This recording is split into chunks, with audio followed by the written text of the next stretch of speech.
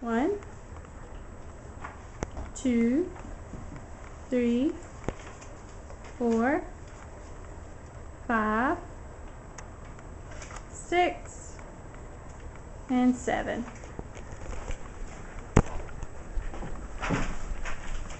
I'm here today to talk to you about a historical figure that I think is very important. I can relate a lot to her. She was a hard-working woman who faced very many struggles in her life. Her name is Mary Edwards Walker. She was a Civil War doctor and a women's activist with many accomplishments in her life. Dr. Walker is well known for her work towards women's rights and dress reform. She was one of the earliest female physicians in 1855. Dr. Walker joined the Army as a volunteer before being allowed to be accepted into the Union Army as a physician. She applied and was denied because she was a female. But they allowed her to volunteer, and she even worked on the front lines. Dr. Mary Edwards Walker was one of the earliest activists for women's rights. She was very passionate about dress reform. She decided at an early age to do away with her restrictive clothing. She considered corsets and dresses as being bad for your health. They did not allow her to do the duties that she needed to do in her home or when she worked in the Army.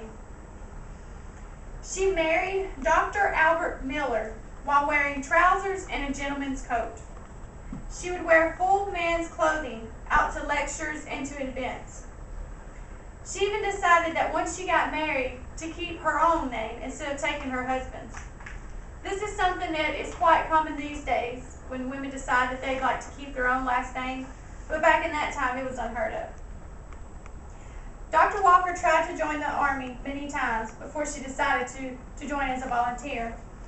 She was denied entrance as a physician, so she chose to be a voluntary physician instead and did not earn pay. She was the first female surgeon in the U.S. Army and decided that she'd take her place near the front lines.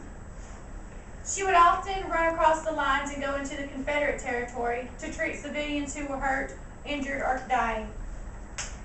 She was taken prisoner while over there one time and imprisoned for 2 months.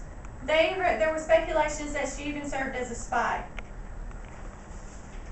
She was the only female ever to be awarded the Congressional Medal of Honor.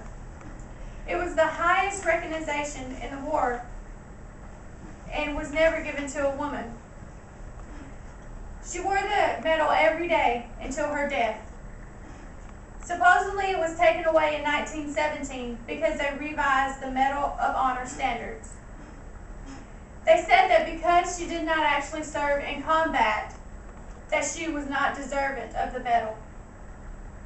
She refused to return her Medal of Honor and wore it every day around her neck. In 1977, the medal was reinstated, but it was too late. Mary Edwards Walker became a writer and a lecturer after the war ended. She was best known for her women's rights activist books about the clothing and how it was immodest and inconvenient. She was arrested many times for wearing male clothing. Her charges were impersonating a man. As you can tell, Mary Edwards Walker was a strong, fearless woman. She paved the walkway for women across America. Even when faced with war, enemies, and the police, she stuck strong to her values. She had a lot of support from her family, though. Even her father supported her in her dress reform. He's the one who pushed for his daughter to work hard and to even join the Army. So when she wore pants around the house, she had support from her family. But as soon as she stepped outside, it became illegal. In 1897, Mary Edwards Walker said, "I am the original woman. Why? Before Lucy Stone, Miss Bloomer, Elizabeth Cady Stanton, and Susan B. Anthony before they were, I am." In the early 40s, when they began their work in dress reform, I was already wearing pants. I have made it possible for the bicycle girl to wear abbreviated skirt and have prepared the way for the girl in knee knockers. As you can see, Mary Elizabeth Walker was a very strong and courageous woman. And that's why I chose her today to talk to you about dress reform and some of the women in history that seem to go unnoticed. Thank you. How long that?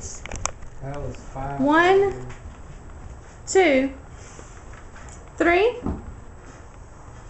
4, 5, 6, 7.